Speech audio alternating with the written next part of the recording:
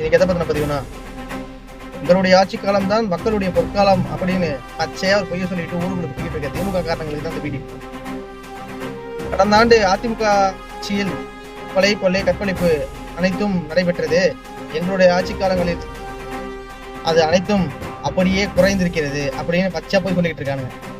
ஏன்டா எங்க பார்த்தாலும் ஆணவ கொலை, எங்க பார்த்தாலும் வந்து பழி வாங்குற உணர்ச்சியோட பண்ற கொலை, சட்ட ஒழுங்கு சீர்கேட்டு பேருடையல் இந்த மாதிரி நடந்துகிட்டு இருக்கு. ஏன்டா பச்சையா போய் போடுவீங்க?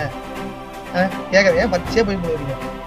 மனசாட்சியே கிடையாதா? அட்டை பூச்சி கூட ஒரு அளவுக்கு ரத்தம் இருக்க வரைக்கும் தான் முடியும், அதுக்கப்புறம் விட்டுடும். நீங்க இன்னும் மக்களை வந்து ஏமாத்தி முட்டாளாக்கி பைத்தியக்காரன் ஆக்கிட்டு இருக்கீங்க. ஒருத்தன் நல்லது பண்ண வரனாலும் அவங்கள பத்தி ஏதாவது ஒரு பொருளை கலப்புறீங்க, அவங்க வர விடாம பண்றீங்க, அவங்கள அசிங்கப்படுத்தி பண்ணிக்கிட்டு இருக்கீங்களா நீங்க? நீங்க பண்ற தப்பு, உங்க குற்றங்கள் எல்லாம் ஒரு மனுஷன் வந்து எடுத்து பேசுனா உடனே வந்து அவன் வீட்டுக்கு ஆளுங்க அனுப்புறது, துப்புரவு பணியாளர்களுமா ஆளுகள் அனுப்புறது, அடிச்சு நொறுக்கிறது, இந்த மாதிரி வேலைகள்லாம் பண்ணிட்டு திருட்டு வேலையெல்லாம் பண்ணிட்டு இருக்கீங்க. அவர் யாரையும் சொல்லல. இந்த சவுக்கு சங்கர் ஒரு நிருபர் இருக்கார், பத்திரிகை நிருபர். அவர் வீட்டுக்கு வந்து அவர் வந்து திமுக அரசுக்கு எதிரான ஆதாரங்களை எல்லாம் கொடுத்துட்டு இருப்பாரு. அப்பப்ப அவர் வீட்டுக்கு நேற்று போய் அவர் வீட்டுக்கு கலவரம் பண்ணி அவங்க அம்மாவை திட்டி, அவரை திட்டி, அந்த வீட்டை அடிச்சு நொறுக்கி, எதுக்குடா உங்களுக்கு இந்த வேலைலாம்? நீங்க 5 வருஷம், அடுத்த வருஷம் நீங்க வருவீங்கன்னு எதிர்பார்த்துட்டீங்களா? இந்த சாவர வரைக்கும் நீங்க தான் இருக்க போற எதிர்பார்த்தீங்க.